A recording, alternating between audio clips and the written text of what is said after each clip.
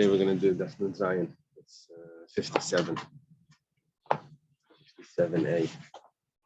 Thank Hashem that we're able to learn every day.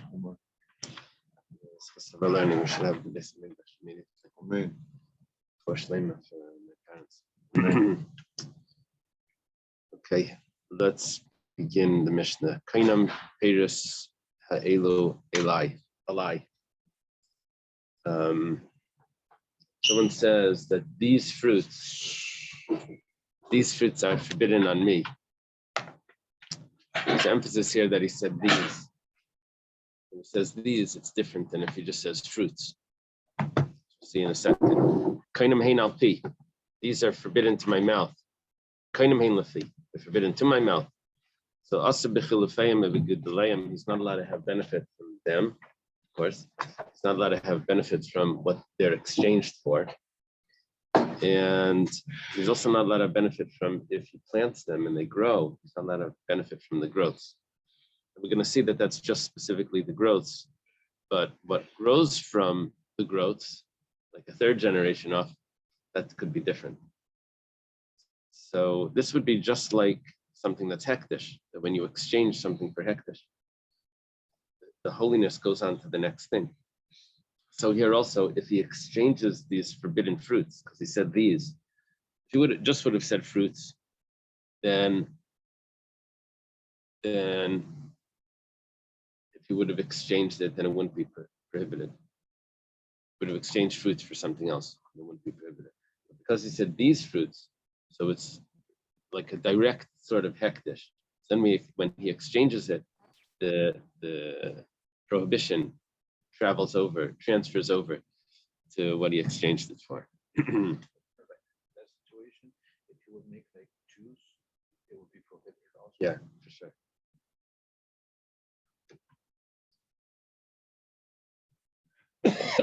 Okay.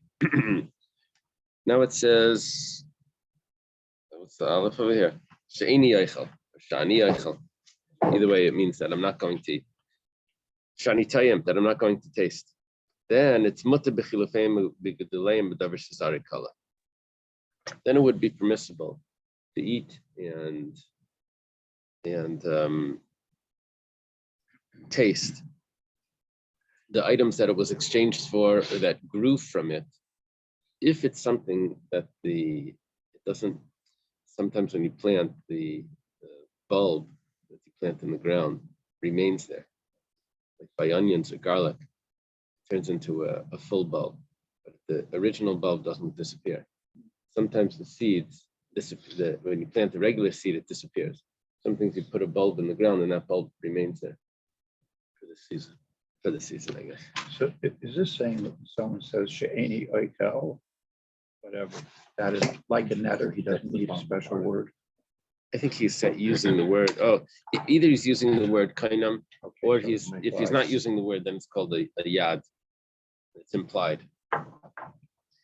But if the seed disintegrates in the ground, and then there's growth from that plant, then he's allowed to have benefit from that growth.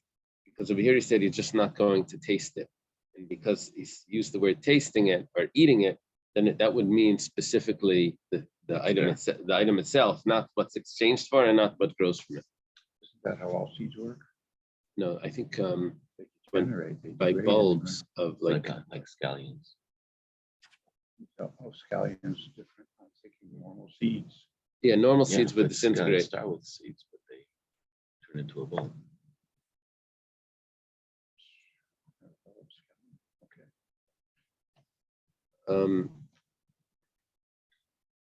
By ginger and turmeric. You put the piece in the ground, and then it just continues. It just grows more. So the original piece is still there. I don't know if you know which one is the original, because it just grows larger and fatter and.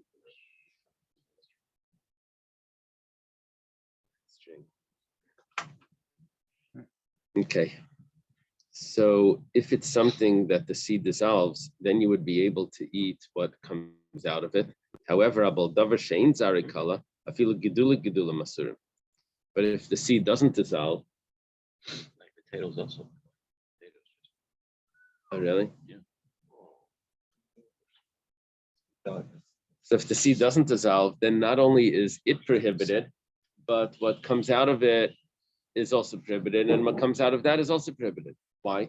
Because the original piece is always there. It doesn't dissolve. And even if you could tell which one is the original, if you still wouldn't be allowed. Right.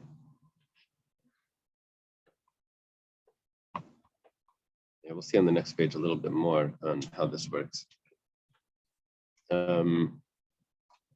Going back to the first case, we said kainam peirs halo alai. We said that it was aser b'chilufeyan and gedulayim. We said these fruits are prohibited on me, so it's aser for what he exchanges it for, and also for what grows from it. That would be talking about zarikala, where the seed dissolves, and it's still prohibited from what grows from it, even though the seed dissolved. Because if the seed didn't dissolve, disintegrate, then the not only giduleim is aser, but giduleim is aser. And the Mishnah didn't say giduleim, so we're thinking that it's only the gidulim that's aser. Why only the growth that's aser, not the growths of the growth? So why is that? It's because we're talking about a seed that disintegrates. Okay.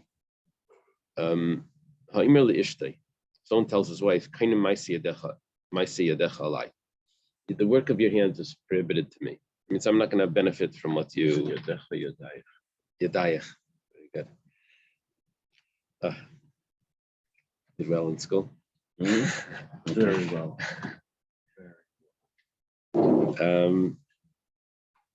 No, I just read. They don't have vowels. So the work of your hands is prohibited to me. So kainam hein alpi. He's telling this to his wife. He says, I'm not going to have any benefit from what you do. I'm not going to eat what you make. Kainam hein lafi. It's prohibited to my mouth. Also b'chilufeim, he's not allowed to have even what they're exchanged for, because this is like he said, elu. Remember we said these. If we say these, then it includes everything that it's exchanged for as well. So the Ran actually added in before. He said when he says these fruits are prohibited, he doesn't have to actually say these fruits. He could even say fruits from a certain place, or he can say fruits of a certain person. All of that as if he said these, and then it will include also what it's exchanged for. But then if he adds in that I'm not going to eat it, I'm not going to taste it, then we get the permissibility out of this. It's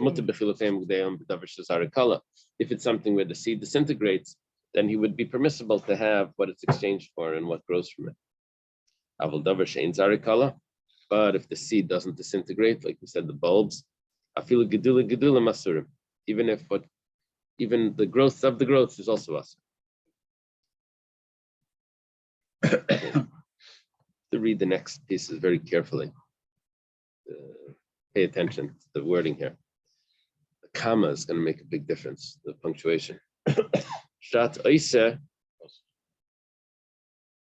What do you have there? Osa. Osa. So sha'at osa. Sha'at osa. Eni oichel ada pesach. What you make, what you produce, I'm not going to eat before Pesach. Sha'at osa. Eni miskasa ada pesach. What you produce, what you make, I'm not going to wear. Women would make clothing until Pesach. So, asa salafnei Pesach. If she made something before Pesach, he's allowed to eat it or wear it after Pesach. Those are two different items, by the way. Okay, ada Pesach eni yoichel. This is a little bit confusing because what you make until Pesach I won't eat. What does that mean? Does that mean what you make until Pesach I will never eat? Or does it mean what you make until Pesach I won't eat it, but after Pesach I will? Depends where you put the comma. What you make until Pesach I won't wear. So if she made something before Pesach, Also, lechelas gas zachar pesach can't even have it afterwards. So the way that the Mishnah is understanding this is that it's really shat isa ada pesach any oichel forever. What you make until Pesach, I will never eat. It's not what you make until Pesach, I won't eat. So what you make until Pesach, I won't eat. It's a big difference. So which one's mom? So which is the right one? Where's the comma? Oh, so the comma is going to go after the word Pesach. Shat isa ada Pesach. Forever, right? Now,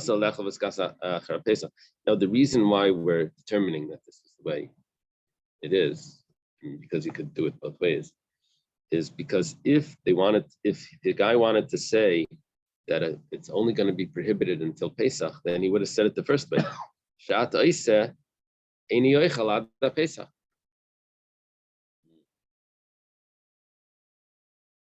Now, if he's not a professional writer or speech, what do they call the people like prayer speeches, speechwriter, then this is going to be a little confusing. Okay. Shat nanesli ada Pesach im heileches at lebesabicha ada chag. This is a Mishnah that we quoted earlier. We had a big discussion about this. There's two parts to this. There's a stipulation, and then there's the prohibition. Stipulation is if you go to your father's house before Sukkot, then the prohibition is going to be, I'm not going to have benefits from you until Pesach. You can't have benefits from me until Pesach. If you dare visit your father until Sukkot, yeah, it means that she can't have. It means me many. Me many. That you can't have benefits from me if you go to your father's house until Sukkot. You can't have benefit from me until Pesach if you visit your father's house until Sukkot. So in other words, he's giving a very small prohibition on her, but a long stipulation. The whole summer she can't visit her father's house. But if you do visit the father's house, then what we had back then on having benefit until Pesach was prohibited. So the prohibition would have been earlier. Pesach. Let's say she does go, then asur banasi ad Pesach. Then she's only prohibited until Pesach because the prohibition, the stipulation was a long stipulation, but person can make a nidr about someone else what to do. Yeah, well, a person can prohibit his property on someone else. And that's what he's doing right here. He's prohibiting his possessions on his wife.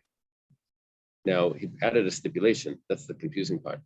He said that if you visit your father, then you can't have benefit from me. So it's not two other people here. It's his own personal property on his wife. Now, the only way that we would know before Pesach that she was prohibited is if she went before Pesach. The only problem here is that what happens if she doesn't go before Pesach? So she's going to have benefit from her husband. Why not? She's not going. But then after Pesach, she does decide to go. So then what goes back, retroactive, is that she now had benefit from what was prohibited. Because the stipulation continued until Sukkot. La'achara Pesach, if she went after Pesach for Bal Yachal, then that was a violation of Bal Yachal. Yeah. Remember, we had earlier a machlekes, Rabbi Yehuda and Nachman, I think, about if we trust people that they won't violate the stipulation. We know that they won't violate the neder, but let's say the stipulation continues after the vow. Do we say the person said, this was the Gemara before, I won't eat today if I'm going to eat tomorrow? Was he allowed to eat today? So if he eats today, then tomorrow he's going to say, I didn't really take a vow about not eating today. It was just a stipulation about yesterday's vow. So one opinion held that people would be lenient about that. So therefore, he wasn't even allowed to eat the day earlier because we didn't trust him that he was going to keep the stipulation. The other one said no, that just be careful tomorrow not to eat. You're allowed to eat today. That was the discussion. It was based on this. Would she be allowed to have benefit before Pesach, knowing that she's not supposed to go to her husband if she does have benefit? If she's not supposed to go to her father if she does have benefit, then that would be a violation of what she did earlier. Follow? No. The On the first example, it's like they said that it was okay because he could still make it up on the second day. But in this case, like if Friday, like she right, can't do that. right. So that's the problem. That's why, according to one opinion, she wouldn't be allowed to have benefit before Pesach because we don't know what she's going to do after Pesach. And according to the other opinion, when discussing that she's allowed to have benefit before Pesach, just be careful after Pesach. Okay. Now the stipulation here is going to be shorter, and the prohibition is going to be longer. You can't have benefit for me until Sukkot. If you visit your father until Pesach. So here he has, let's say he's an Adar. So she has 1 month to avoid violating the stipulation, and then she'll be able to have benefit for the rest of the summer. But if she does violate it, then then she can't have benefit throughout the whole summer till Sukkot. But whatever the case is, there was no prohibition of her going after Pesach. After Pesach was fine. It was just if you go before Pesach, then you're going to have a prohibition the whole summer. Okay, the Mishnah. Skipped a little piece here in the Ran. He discusses a question that he had, the way he explained an earlier question of Rami Bar Chama about Elu.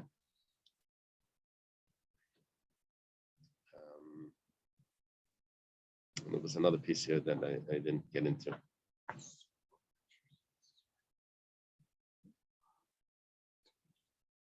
It's going to come up in the end, so we'll leave it to them. The Gemara says like this. Someone tells his wife, sorry?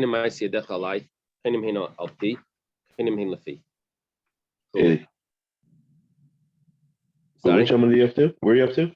I'm up to now Nun Zayin Ahmed Beis. Yeah.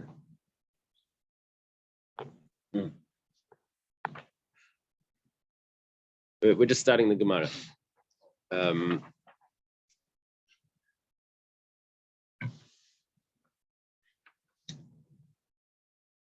We learned in the Mishnah that the exchange of the prohibited item or the growth of those prohibited fruits or seeds is going to be prohibited as well if he was specific about it. He says these. In other words, the growth is going to be considered just like the exchange. Just like when something is hektish and you exchange it, so the holiness is transferred over from the hektish item to the item that was exchanged for. So too, if you grow something, it's transferred over to the growth. And over here, we're talking about not hektish, but we're talking about a prohibition that's similar to hektish, that the prohibition gets transferred over. Yishmal ish kfar yama, va'amrila ish kfar dima.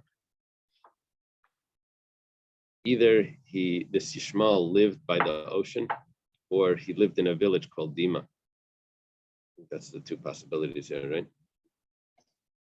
Hella biyadai. He has a question. Now, this question is going to take us through another two pages at least. But as far as I got, it's going to go back and forth. Is this a Yishmael who's famous, or is this just? I don't think so. Somebody asked a Yeah. question. He asked the question and he gets. I don't know. I never saw him before. Immortalized or asking Yeah. a good question. question is like this. Batzel ikroi b'shvius v'natu b'shminis. Let's say you have an onion that grew in the Shemitah. So you take it out of the ground and you replant it in the 8th year. Now, a batzel, remember, is something she'ein zarikala. The seed doesn't, the bulb doesn't disintegrate. So, v'rabu gidulav al ikrei, and the growths increased more than the original, to the extent that it would have been batal if it would have been individual items. There's so much more growth here than the original that it would have been batal. And his question is like this: Gidulav heter v'ikriyaser. The new growths are 8th year growths, which are not Shemitah growths, but the original bulb is Shemitah. Now the kivan, what's the base? The kivan the rabba gedulav alikray. And since there's more new growths than the original, do we say that we've nullified the base, the bulb, and now you can eat the whole thing as non-Shemitah fruits? Or do we say that it doesn't get nullified? Now, the way the Ran explains this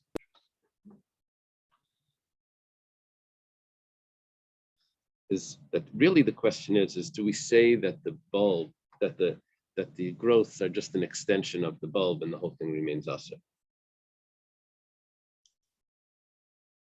So the question is not, the way the question is posed in the Gemara is, do we say that the bulb becomes permitted? That's the way it looks like.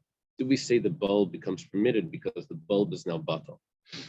That's the way that it looks like in the Gemara. The Ran is explaining it, that really the question is do we say that the growths are permitted? Or do we say that the growths are prohibited because they're an extension of the bulb? He says, but it doesn't matter, because it's going to be dependent one on the other. If the bulb remains prohibited, then the growths are going to be prohibited. And if the growths become permitted, then the bulb is going to be permitted also, because we say that it's nullified. How do we get the growths to be permitted? That was only because the bulb was nullified.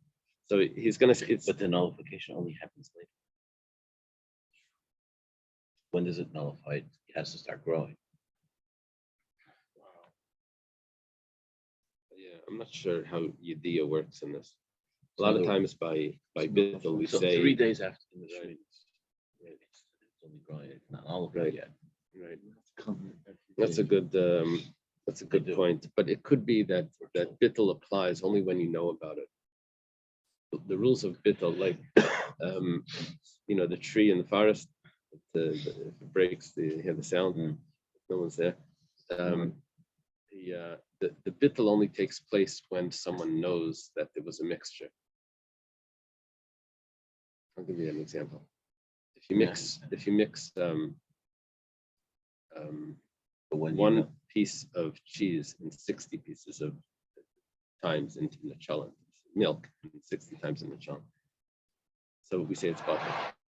Let's say you put in one and then another one. So now it's 2. Now it's not butter. But 1 second. If I put in the first one, and it was butter, so now it's fine. If I put it in the second one, it's butter, so it's fine. So when does the bittul take place? So I think it usually we say the bittul takes place only when you know about it. So if they both fell in and then you find out about it, then it's not butter. But if you knew about it when the first one fell in, and it was butter, and the second one falls in, then it's also butter. So there is a knowledge over here. The commentators didn't discuss this here, but I guess that's what's going But on. where's the knowledge here? When he pulls it out, I guess, how much did this grow? I guess he pulls it out. He says, oh, look at this. But isn't he saying because with scallions you're able to keep on cutting the leaves and the bulb stays in the ground? I'm not sure what's going on in the ground, under the ground, if it goes more. No, but you're saying it's bottled to it. You're saying Right. that it's saying that the growth. You're saying that it's just the greater than bulb. scallions. I'm not sure. I don't know how it works with the onions. Yeah, well, the problem No, is that we don't do. We have a problem with being mevatel isser lechatchila, that you can't nullify it anyways on purpose. But if it fell in by mistake, then I think me'ikar adin, that would be the rule. Once it gets over 50%, though, it's a problem. Yeah. No, it would depend on different items and the different. Okay. If you taste it, that could be a problem. If you don't taste it, it could be it's only if things that you wouldn't be able to taste anyway. Okay.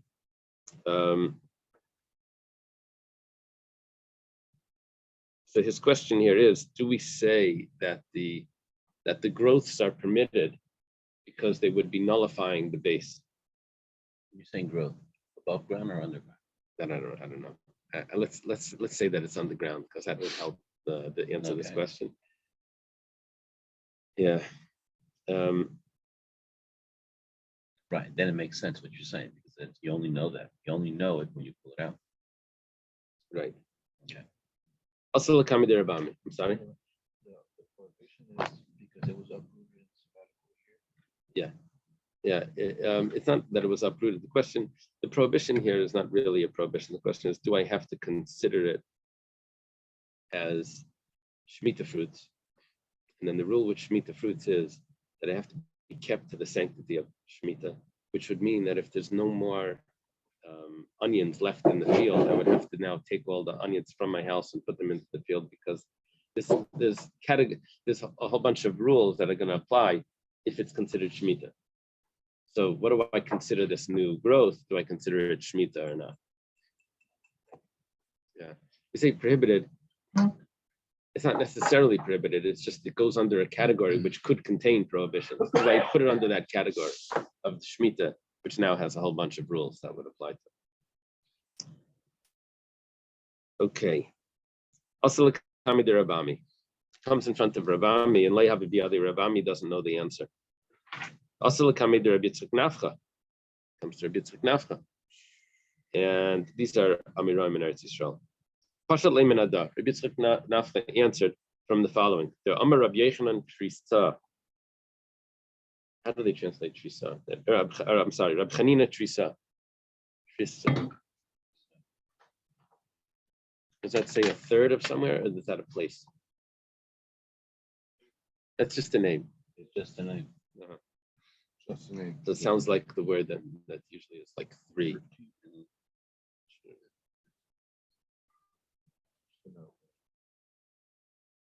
Okay. Name of the sage. It's difficult. Torta. The bull. Maybe it's a test. On the Torah. Oh, meaning three. 3 horns. Perhaps it means the third. Another version is Cartina. Maybe it was Carthage. Wow. They put salt over the soil in Carthage. Wasn't that one in the history? Yeah. Black Felix is sacrilege. What is that? What's sacrilegious? Oh, okay. Okay.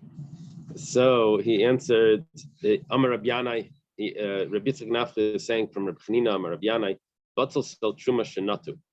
Someone planted an onion of truma. Rabbi Gidula v'alikrei muter. And it grew so much that it would have nullified the original bulb. So we say that it's permissible.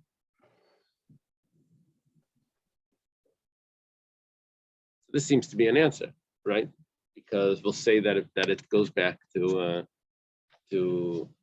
it nullifies everything, and you can eat the growth. What's the prohibition of truma would be only a Kohen would be allowed to eat it, but here even the Yisrael would be allowed to eat it. See, the growth that grew out of this truma is now permissible. Well, Amali Rabbi Yirmiyah, Vitim Rabbi Zrika. Rabbi Yirmiyah tells him, and Rabbi Zrika tells him. Maybe I'm not sure if they're telling Yishmael or if they're telling Rabbi Yitzchak Nafcha. Shavik Mar train Vavid Kachad. You're leaving out two opinions and you're just choosing one. That means you're quoting one source, but I have another two sources that would say different. Does it say over there who he's talking, who Rabbi Yirmiyah is talking to? Okay. Maninu train. Who are the two other sources that would say that it's prohibited? Amar Rabavo, Amar Rabbi Yechanan. Rabavo says the name of Rabbi Yechanan. That's a teacher student. Yalda shesivcha b'zakena. Talking about here grafting. If you have a tree that's more than 3 years old, so you're allowed to eat the fruits. The fruits aren't arla, but you take a young branch and you graft it onto the older tree. And the yalda, the young branch, has on it fruits, above Paris. Even though now that it's attached to the new tree, it grows another 200 times, which is enough to nullify the original. It grows 200 times larger. I guess if it was very small, then it could grow 200 times larger. So, nevertheless, it's still usher.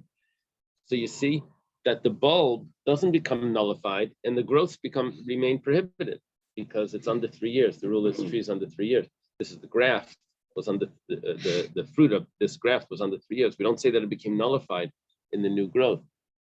It seems from this Gemara though that when I do graft a young tree onto an old tree, that all the new fruits would be considered permissible. It's only the older fruits that are on the graft that would be prohibited. That's what it seems.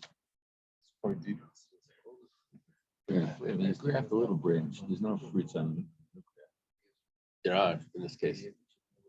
Already when you graft Yeah. it, got fruit on Yeah, you grafted it with fruits. So if it's drawing its nutrition from the old tree, which is permitted, Right. then the grafting. Yeah. So If it would go, well, actually, if there's brand new fruits on the new graft, then it would be permitted. But here we're saying that the older fruits, that the fruits that were already on the new graft have grown 200 times, those remain prohibited. They don't become batal. So in each case, the new fruits are. That's what it seems like from this Gemara. Put it to graft? You're allowed to graft from the same type. Oh. This is an apple on an apple, an orange on an orange. It's not an apple to an orange. I'm saying you're allowed to graft from the same type.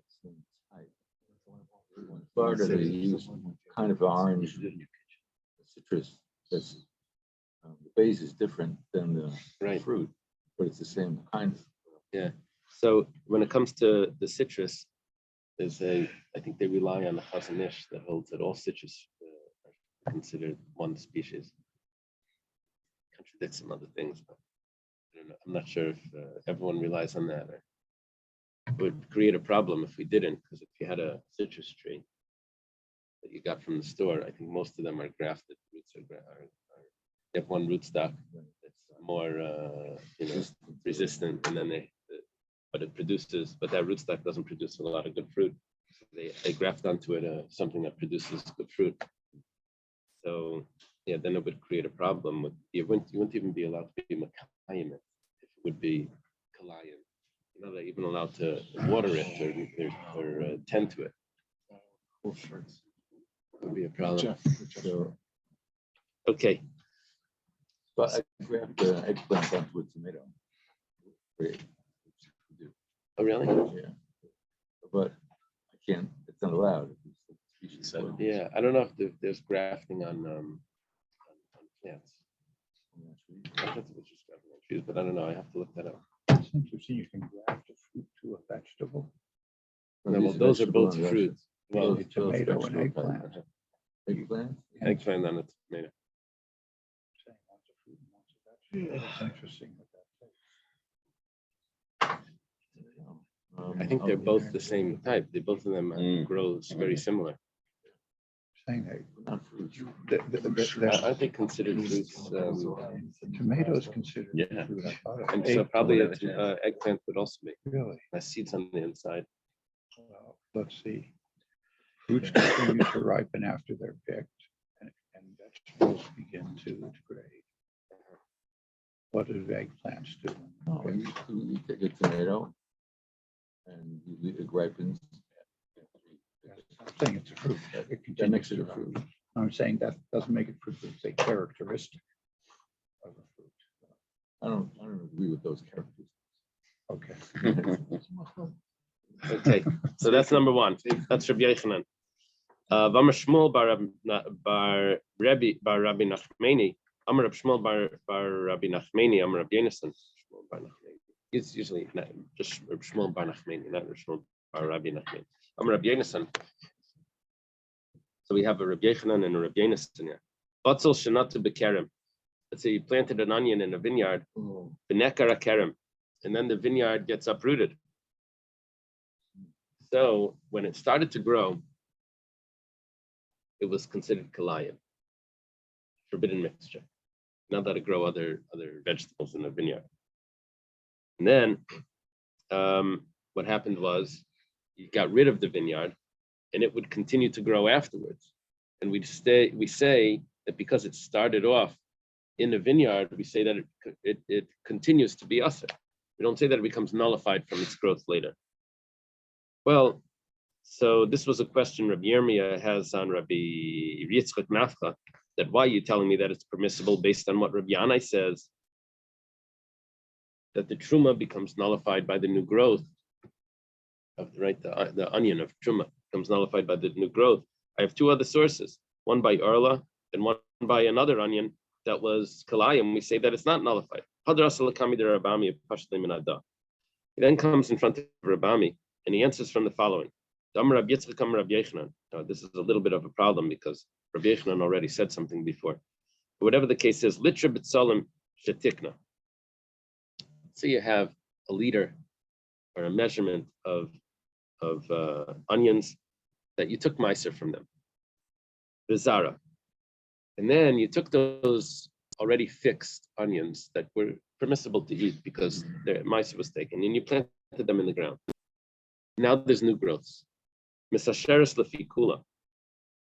You take meiser not only off the new growths, but you take meiser again off the original.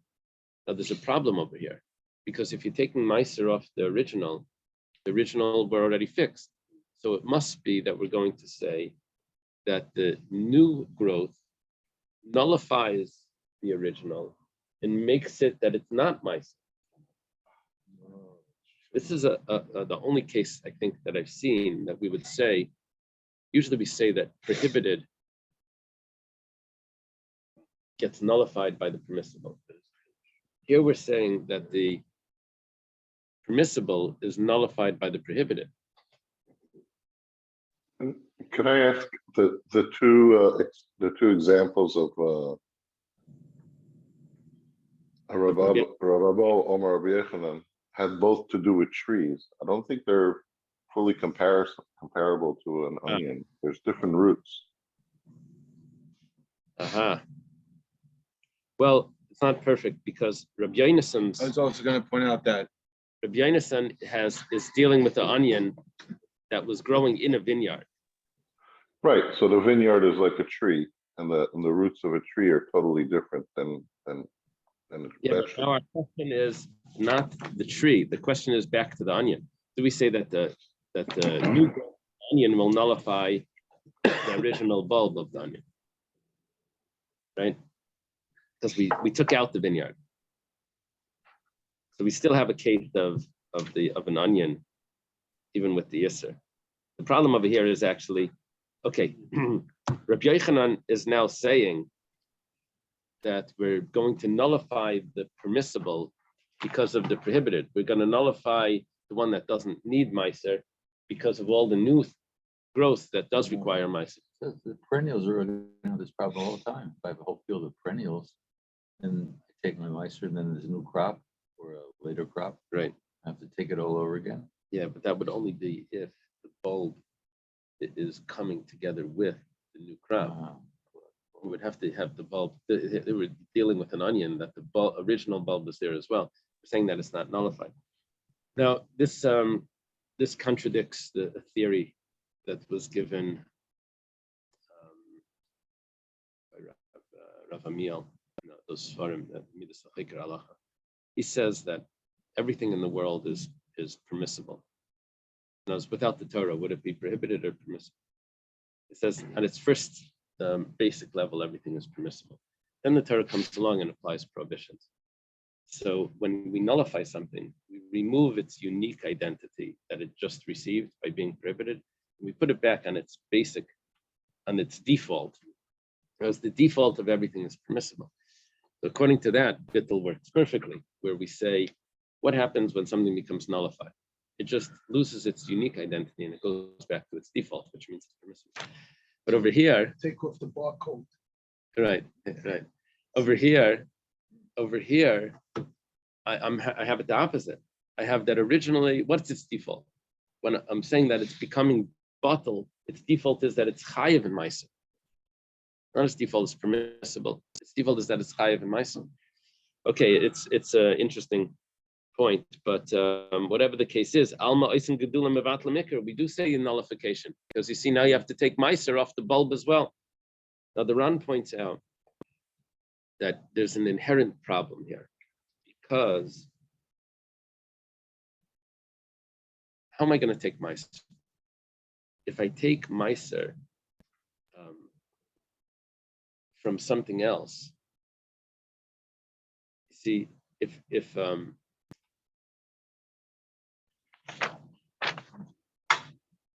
no, 1 second. Let's do the answer and then we'll go to that.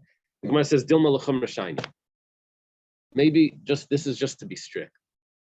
So to be strict, we're going to say that it's not nullified. Okay. Now, here the Ran points out that how am I going to take meiser if it's just to be strict? Because you can't take meiser from a chiyuv on the potter. I can't, if something is obligated, I can't say that I'm going to take meiser. This is going to be meiser and something that's not obligated. So if I'm going to take meiser from this, then I'll end up taking meiser on something that's possibly not really obligated, which is the original bulb, because I'm only being strict about the original bulb. It's not really obligated. So therefore, the Ran says that this proves my theory before, that there was really one question here. Do I say that the produce is permitted, the new growth is permitted, but that all of that is based on if the bulb is bottled? So it's really always under the same category. If the bulb is bottled, and the produce is also permitted. If the bulb is not bottled, if the bulb is, then the produce is going to be prohibited. So either way, it's going to be considered acceptable meiser. I take meiser from the thing itself, and then the whole thing is always under the same status. So that's how the Ran concludes this. Taking meiser from the growth, or From the thing itself, yeah, from the from bulb itself, or either one. either one. The Ran says that this proves that they're both under the same status. Okay, let's leave it here. It's interesting. What's the onion in Yiddish is